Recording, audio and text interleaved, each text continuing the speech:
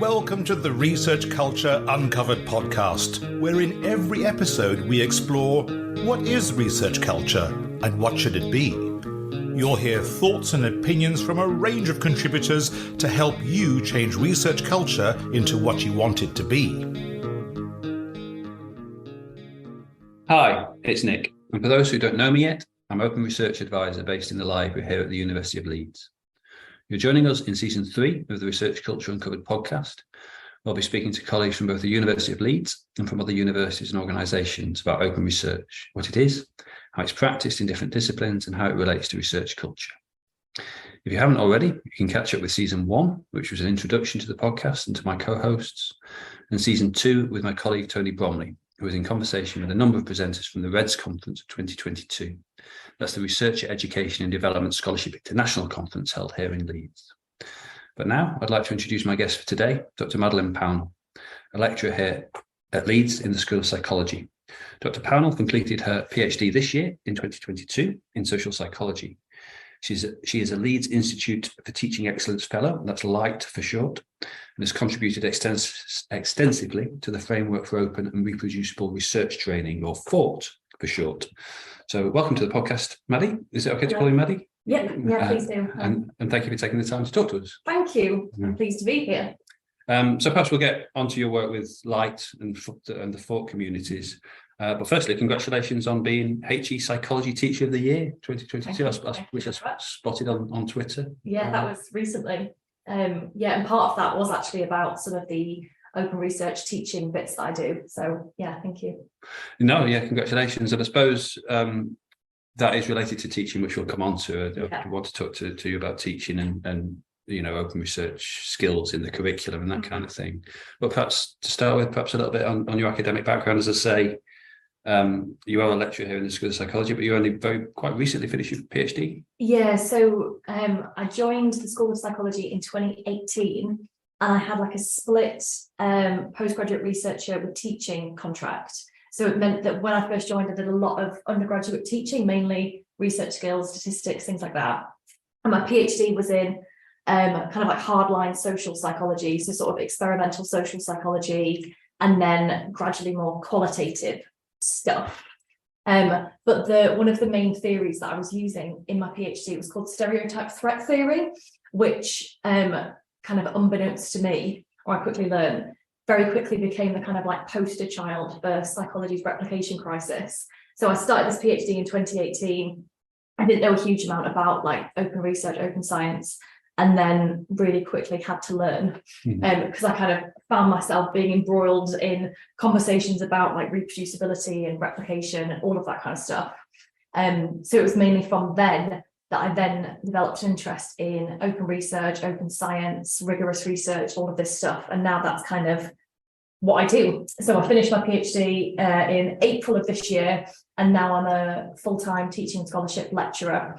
And yeah, all of my kind of research scholarship, things like that, now centres quite a lot on open research, and particularly how we can embed it in pedagogical contexts. Yeah, well, certainly we've been working on that, you and I, a little bit, and I'm really interested to sort of that in a bit more detail. But I suppose first to sort of address the whole psychology thing, I spoke to our colleague Kelly Lloyd recently, who also has a background in psychology. And as I said to her, it's come from psychology, has it, open research in some ways, or a big part of it because of that replication issue? Yeah, I think the replication issue was really having a bit of a moment in psychology, because it was essentially, so there was this 2015 paper that I talk about all the time by a group of authors called the Open Science Collaboration, where basically they took 100 of psychology's I think they were like the most influential studies, and tried to replicate them, and found that in the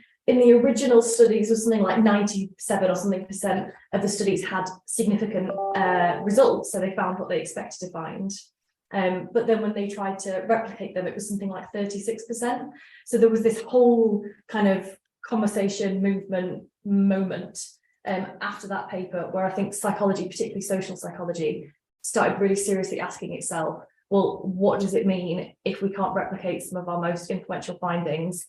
Is it because there's something wrong with the original? Is it because the times are changing and just, social psychology moves on, or is it something more kind of sinister? And I think that whole conversation around what does it mean if we're humans studying other humans and we can't replicate each other's work or reproduce each other's work, what does that actually mean? Has sparked a lot of these big conversations now about what does it mean to have robust evidence and all this kind of thing. So I think, yeah, it sounds, or from my impression is that a lot of the open research conversation has come from this kind of panic about what does it mean that we can't replicate our findings in social psychology, and now it's kind of there's lessons learned across disciplines. I was just going to say, I mean, I don't want to put you on the spot for other disciplines, perhaps, and ask you to talk to those disciplines, but is there perhaps a danger, do you think, of people saying, this is a psychology problem, whereas actually there's evidence emerging that it does affect a much wider range of disciplines than just psychology? Yeah, well, I think so. One of the things that really interests me about open research is the kind of questions that it allows us to ask. So I think that one of the most promising things that have come out of I don't really like the term replication crisis because it feels a bit dramatic, but has come out of this kind of replication conversation in psychology is that it's provided a language to articulate questions like, what does it mean to have robust evidence? When are we sure that a finding is robust and that we can trust it? What does it mean if our research is credible? And I think all of those kind of questions, whether or not there's evidence for a replication crisis or not, all of those questions are applicable and interesting to any discipline, right? So I think that one of the kind of parts of the open research conversation that really interests me are the really kind of meaty, almost like epistemological questions about how do we know that our findings are meaningful, and what are the kind of standards that we judge how meaningful or how trustworthy or important our findings are. And I think that kind of set of questions you can ask for any discipline or any subdiscipline. So I've given open research talks in applied linguistics conferences and physics conferences. And when I talk about things like what does robust research mean, that question kind of chimes with everyone, I think. Yeah, well, I mean, just as an aside, because I've learned an awful lot in my role. And again, I'm always, talking about I'm essentially a layperson. I'm not a psychologist, or I don't have a discipline. And as a central service, there's a challenge for that, for supporting different disciplines. So I learned, for example, about pre-registration from Kelly and the reproducibility journal club, etc. And then in the course of my work, I mentioned that to an earth scientist, I think, who didn't know what it was and hadn't used pre-registration. But when I explained, understood how that could be of value for his discipline. So I suppose it's trying to bridge the gap between disciplines and bring different practices into different disciplines where they're using statistics, I suppose, so it might be relevant. Yeah, exactly. So, I mean, all that side of things, and the reproducibility is really interesting. But I was also interested looking at your sort of feminist perspectives, and I know you wrote a paper with Kelly, or Kelly's was the last podcast that you would have heard before this. If you haven't, go and check it. You can go and listen to that. So you wrote a paper, I think, with Kelly and other colleagues around navigating open science as an early career feminist researcher. And I was really interested in that, how you started pulling out not just the issues around reproducibility, but inclusivity as well. Perhaps I'm sure you can talk about much more articulately than I can. If you could maybe. Yeah, so that whole paper kind of came out from, so all the authors on that paper are kind of self-defined early career feminist researchers. And what I was noticing is I was having a lot of coffees with a lot of my kind of PhD friends who all were really sympathetic to the values and kind of mission of open research or open science. They're like, yes, research should be transparent, it should be robust, it should be all of these things. We get it, we're on board. But there was kind of this kind of, what I was noticing is the sort of party line, if you like, of, we think research should be robust and transparent, that loads of people were subscribing to and endorsing. But then what was happening more kind of on the ground, particularly for early career people and particularly for early career researchers who occupy research spaces that are quite kind of contentious or marginalized, is that people were saying, yes, it's all well and good that this is good for research, but what does this mean for me as a researcher? And I started having these conversations, and then we kind of brought together this dream team of, I think there's 10 of us on the paper, who were all kind of having these individual conversations around really trying to stress the importance of kind of bridging together the stuff that's good for research and what that actually means for the people doing the research. Because if you have all these efforts to, for example, like make data more transparent and make things more open, which means that by definition, it's more easy to find mistakes and it's more easy to kind of question claims, then that's all well and good. But then you need to make sure that you've got a culture that can respond to things like questioning claims and finding mistakes in a way that's compassionate and in a way that's fair and kind of collegiate. And what I was kind of noticing from the more people I spoke to is that actually there wasn't, or there was a perception, particularly in certain disciplines within, for example, like certain parts of social psychology or psychology more broadly, that people were saying, you know, I really believe that data should be made open, but what then happens if I'm kind of outed? What happens if I find a mistake?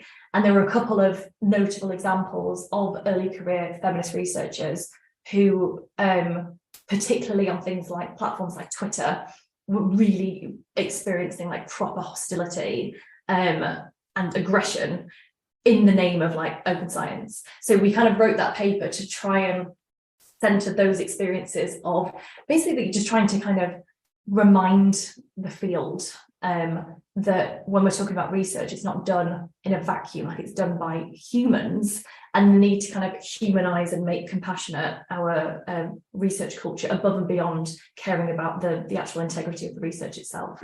Yeah, and that sort of became termed in it broken science, the reference to Bro. So we touched on that also with Kelly, and that was an article, wasn't it, by Kirsty Whitaker and Olivia Guest, with that term broken science. And but Kelly made the point, as I think it does in your paper as well, that that's not necessarily gendered, although strictly, I mean, because of the power imbalances, it tends to be white men in positions of power, perhaps. Yeah, I think it's really important, though, that it's not a gendered thing. Like, this isn't a kind of like men versus women thing. Like, and I guess that my whole kind of feminist approach makes that quite clear, that I think that there's way more that kind of a feminist lens can offer above and beyond looking specifically at like gendered experiences. I think for me, it's about power and it's about voice and about kind of inequalities.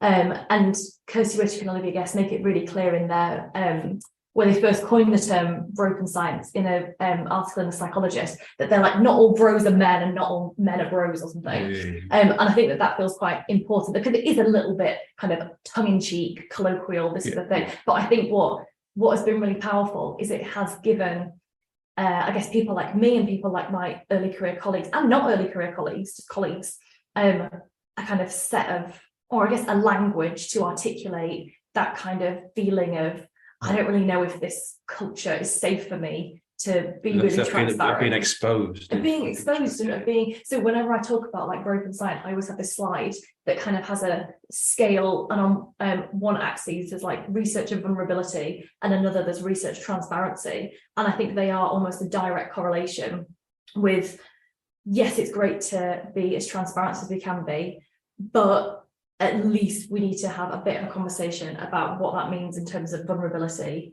of researchers, particularly researchers who might not have kind of good support that they can rely on, or who might occupy researcher topics that are or that lend themselves more to kind of hostility and politics. You know? It's I mean, as I say, I'll just be really interested in the context of research culture, how this sort of relates directly to open research in a way that might not be immediately obvious to people coming to it from the outside.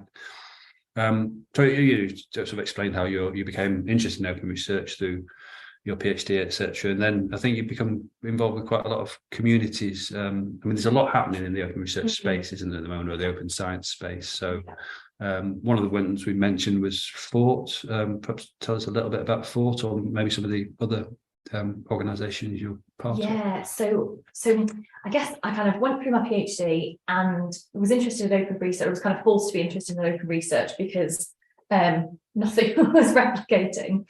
and then kind of turn my attention to, okay, well, all of the stuff that I've been learning about open research has kind of come like on the grapevine and has been, or I've happened to be at events and happened to learn about this stuff. And now one of the things that I just think is really, really important, that open research and these kind of conversations are integrated into training and like kind of undergraduate grassroots training. So FORT is the Framework for Open and Reproducible Research Training. And it's basically a community. It was started by PhD students, and now it's kind of grown. It's basically a community of people all around the world who, I guess, believe that open and reproducible research should be integrated into training. And that includes everything from kind of everything actually from like kind of high school science all the way up to sort of PhD training and beyond.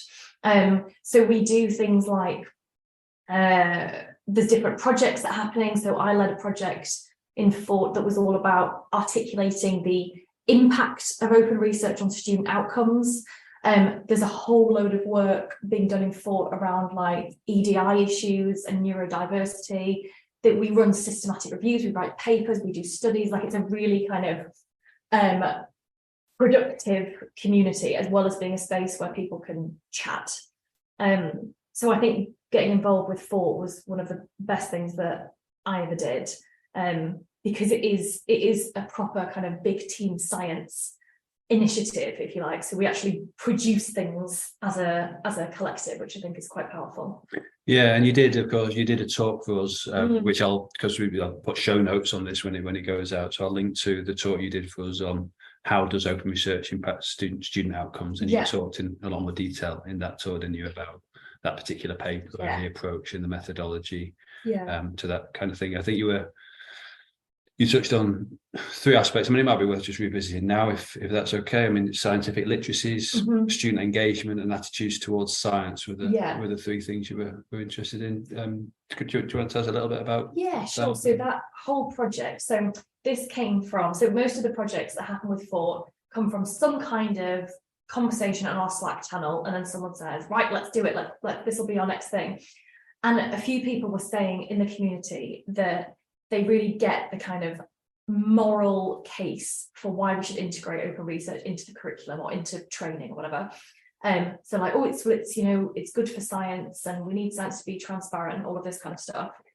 But what some people were struggling with is how to articulate the kind of impact on students to things like their, for example, university department. So what we wanted to create is basically a kind of synthesis of the evidence that looks at whether integrating open research actually does anything in terms of student impact. So does it actually impact student outcomes in any way, or is it more of a kind of, well, it's good for research, so it should be integrated into the curriculum? So we ran a really big, I think there was 75 of us on the eventual paper.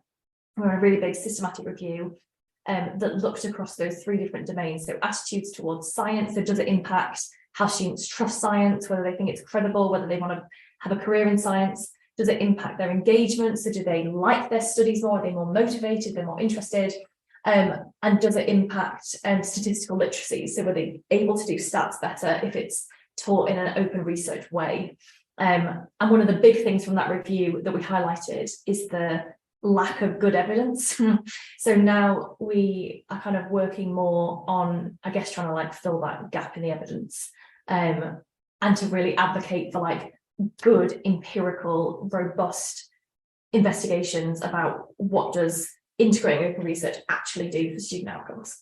Yeah, and I mean, as you know, we're really interested in that work from our perspective in the library, and the broader picture across the university as we try to promote open research and open science principles, because in my experience it can be quite difficult to articulate the benefits, it can be a bit abstract, and that's to do perhaps with the incentive structures that aren't yet perhaps in place. Do you think? I mean, what are the other barriers to open research,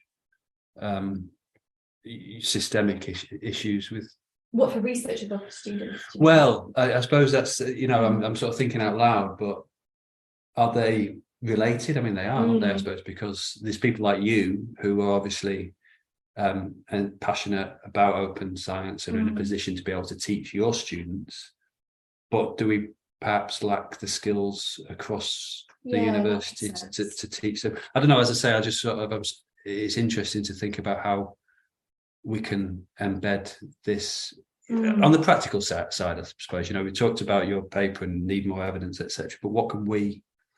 Yeah, well, I guess that because I have a very complicated thoughts and feelings about things like incentives, because I've kind of over the past few years have made the switch from doing like kind of experimental, quantitative, statistical type psychology to doing now like the 99% of the stuff that I do is qualitative or participatory and that kind of stuff.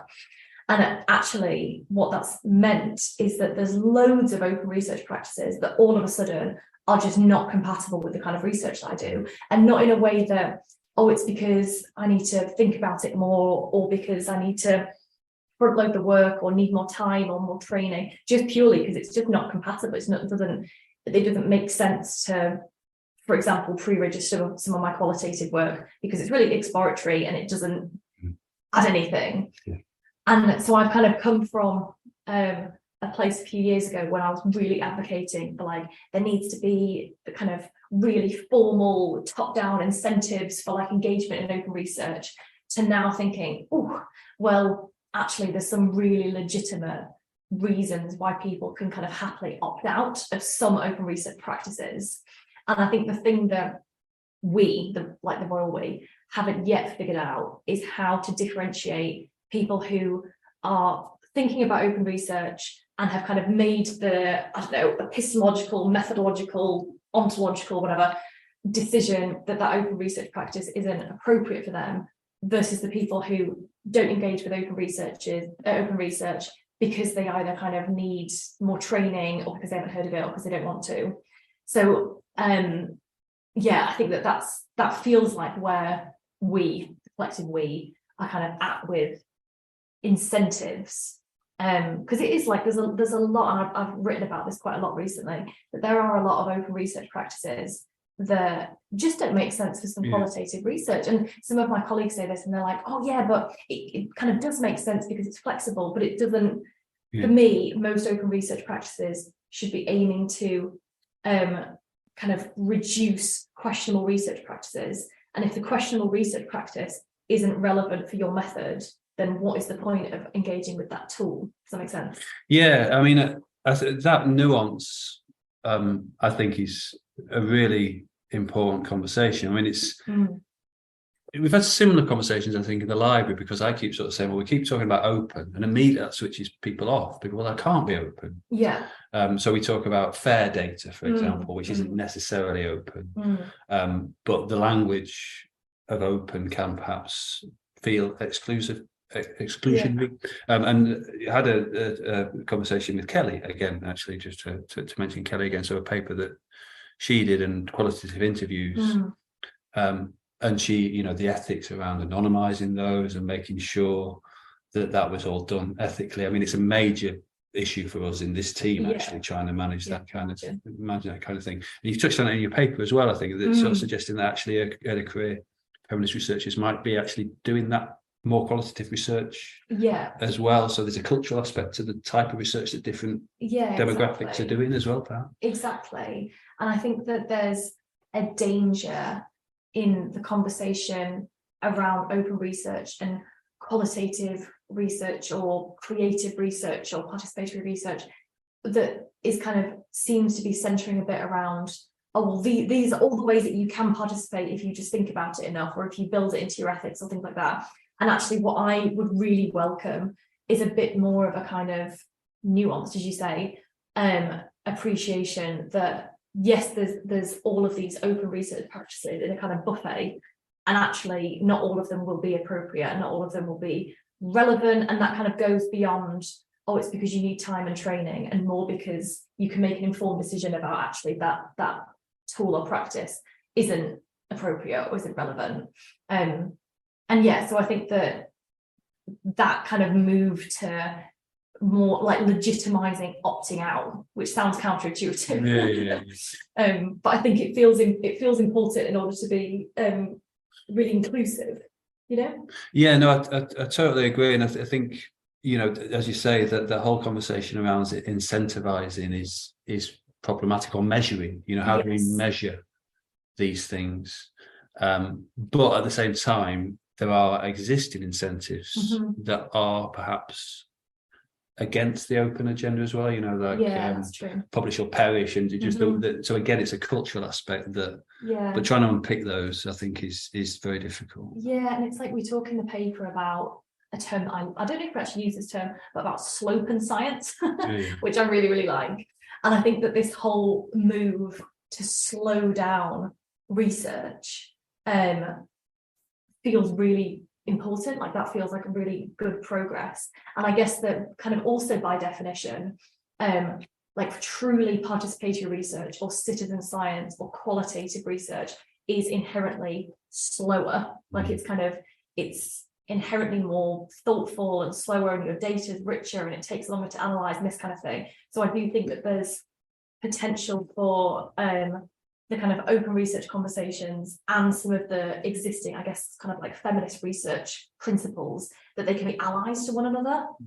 And I think that this whole move to just really just slow down and really think about kind of what is your research question, how can this be done as open as possible, as close as necessary, in a way that kind of is as close to the values of transparency and rigor, in a way that makes sense for your approach to your research. And I think that to me is the real hallmark of really good research, when it's just slowed down a little bit.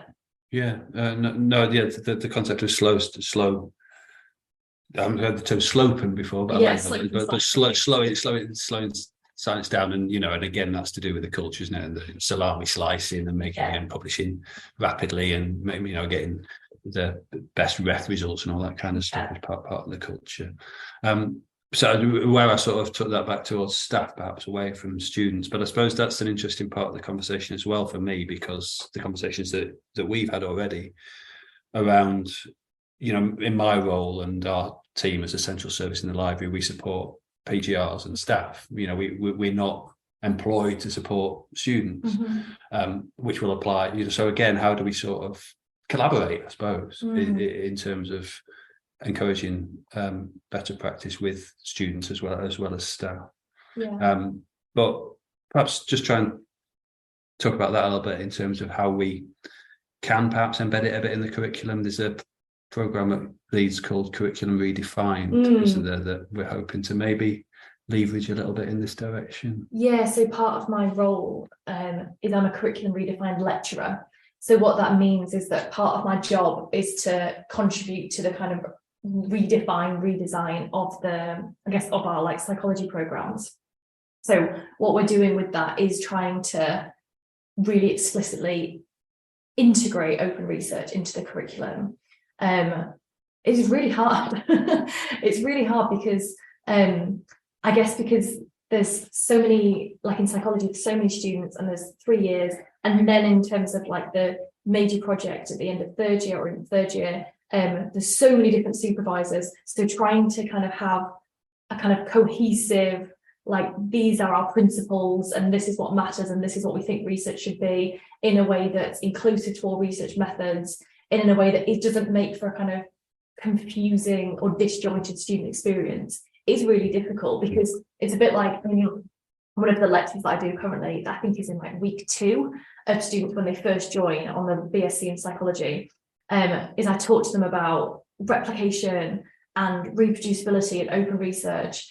And it's a bit of a kind of delicate game, because for some of them they really get it and it's like, oh great, you know, I'm hoping that it can feel a little bit empowering, because it's like, oh, you can contribute to knowledge, because we're kind of having this like reappraisal of psychology at the moment.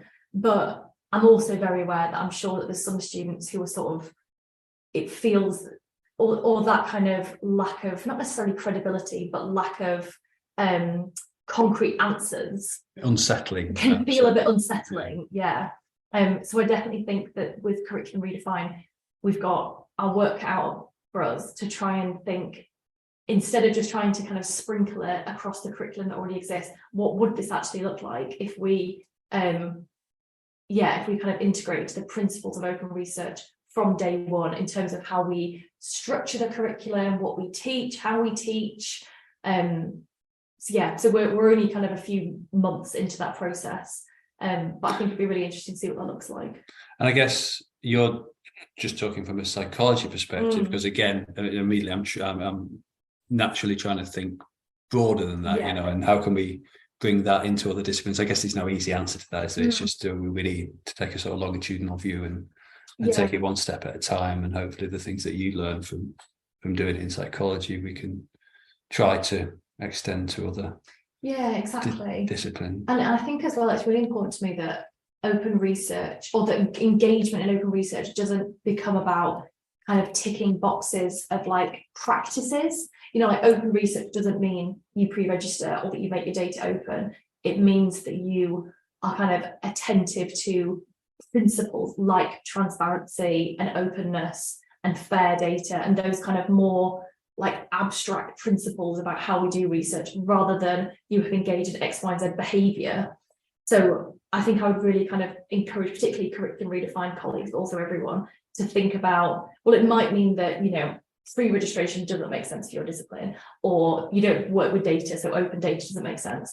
But those kind of fundamental principles, and I think things like inclusivity and compassion and that kind of thing, I think I see as being open research principles as well. So how can we, design a curriculum that champions those values?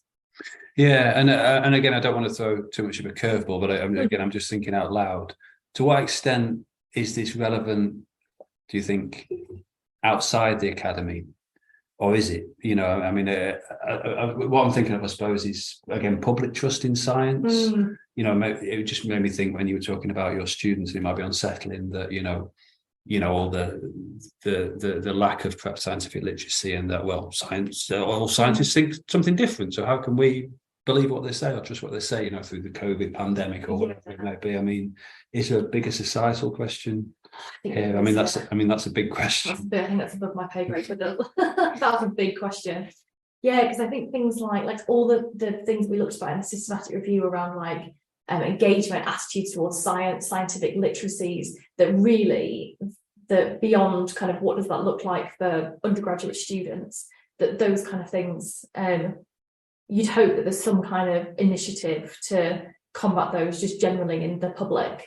And that's why I think that, because I always try and talk about open research in psychology, not in terms of like, oh, we're having a crisis and nothing will replicate and everything's miserable, but more that this is such an exciting time to be even just kind of thinking about science and knowledge and life, because we're having this, like, we're really taking seriously kind of evidence and methodology and how we communicate our science. And I think because there's things like, it's all well and good, you could do a really great, really robust research study and it's all pre-registered and the data's open and it's really robust and lovely. But then if the media reports it in a way that then kind of overstates the claims, for example, and then that's what gets communicated. And then there's this whole issue of like credibility that's, isn't necessarily in the academy, but still is really important in terms of how we communicate our research in a way that has kind of meaningful impact. So I think that, the whole open research conversation is for everyone. Yeah, and I'm just thinking as well, a specific practice perhaps that we haven't touched on, which I think you do, you preprint, I think, as a rule. But again, there's been some nuance around that discussion, hasn't there? Again, through COVID and the fact that they're picked up by the media and maybe communicated in a way that isn't necessarily. I think preprints is really complicated, because I preprint everything kind of just by default, because there's some papers that are being cited all the time now that as preprints that are still stuck under review somewhere because I don't know, couldn't find reviewers or anything. So that's really useful. And I think when I was kind of on the job market, it was really useful because I could show, oh, here's everything I've been working on and it's all under review, but trust me, it exists. But I also think that, peer review is there for a reason, and trying to kind of promote my work, but also caveat it gently with it has not yet been peer reviewed. Yeah. But that is quite a nuanced thing to say. And I get that like other kind of scientists and researchers may understand the nuances of that, but what does that look like, as you say, when it comes to comms and media and kind of more public consumption of that science. So I think it is complicated, but generally I'm a big fan of preprints because I think that it's one way of kind of I guess like democratizing access to research as well. Well, the whole open access thing is, it's another conversation. But I suppose in that, just interested in your experience or opinion of so-called open peer review. Does that work in your discipline? Where because it's in the public domain, so your peers can look at it and scrutinize it and comment on it if they wish, but do they? Or I've done. So it was a general rule whenever I peer review, I sign all of my reviews. So everything says in the spirit of transparency, I sign my reviews, which feels a lot easier when you really like the paper. It felt very different when, for example, you're a review and you're like recommending rejection, or when there's like things wrong with it. I think what it does, or the kind of practice of open peer review, is it's slightly kind of two sides to it, but I think it has the potential to combat some of those issues around compassion and hostility and that kind of thing, because more often than not, that stuff is done when there's a kind of veil of anonymity. And I think kind of having a culture where, yes, we can like we can critique each other's work because that's important. But if you have to put your name to it, I think it could potentially be one mechanism to kind of create more of like a compassionate culture. But then we also see examples where people are just kind of actively hostile on Twitter where their name's attached to the comments, so it doesn't work all the time. But I'm hoping that it should, in theory, be better for things like accountability. Well, that's kind of my own experience, that I feel it's a bit like, I remember someone said to me when I was like marking my first piece of student work, they were like, don't put anything on that piece of student work that you wouldn't be happy to sit across having a coffee with someone and say to them. And I think that having more of that kind of vibe with peer review should help some of those things we talk about in the paper in terms of like hostility and unkindness and separating the research from the researcher and things like that. Yeah, no, that's great. That's a really interesting conversation. Thank you. I suppose you've already referred to some of the, the need for more evidence, etc. But I suppose the question is, what's next for you? Have you got other projects? I know that there's one project that's yet to be secured around trying to embed in the curriculum, isn't there? So you and I have been looking at. Anything else in the pipeline for you in this sort of arena? So one of my big things is, so I'm trying to design something that's going to be useful to try and look at student outcomes more nationally, particularly in psychology. So it's very like early stages at the moment because I need to apply for funding, which that whole process just scares me a bit. But I'm trying to design some kind of like randomized controlled trial thing that I'm sketching out at the moment with some colleagues in psychology that aims to look at so for the institutions that really explicitly integrate open research into their curricula, do they show any difference in student outcomes compared to the institutions that don't? To try, everything I'm doing at the moment is trying to kind of fill this gap in the literature of needing really good empirical evidence to, I guess, kind of evidence or show any impact that open research has on student outcomes. So that's the biggie that I'm working on at the moment. Cool. Good luck with that. Thanks.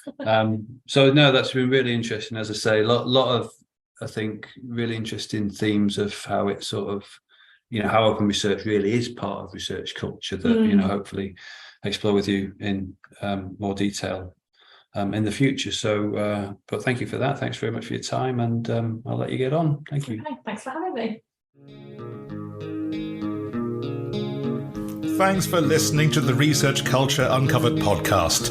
Please subscribe so you never miss out on our brand new episodes. And if you're enjoying the discussions, give us some love by dropping a 5-star rating and written review, as it helps other research culturists find us. And please share with a friend and show them how to subscribe. Email us at academicdev@leeds.ac.uk. Thanks for listening, and here's to you and your research culture.